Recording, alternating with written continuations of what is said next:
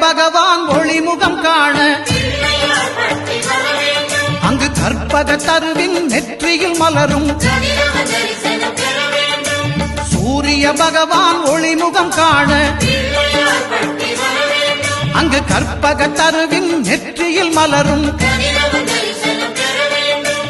இருளை விலக்கி உலகை எழுப்பும் ஞாயிறு அங்கே குடியிருப்பான் அவன் ஆனை முகத்தனின் அடியவர் மனத்தில் ஒளியாய் வந்து கொலுவிருப்பான்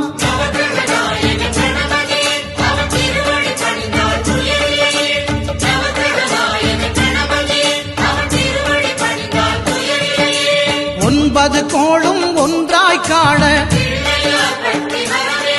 அங்கு கற்பகம் என்னும் கடவுளின் மெய்யில்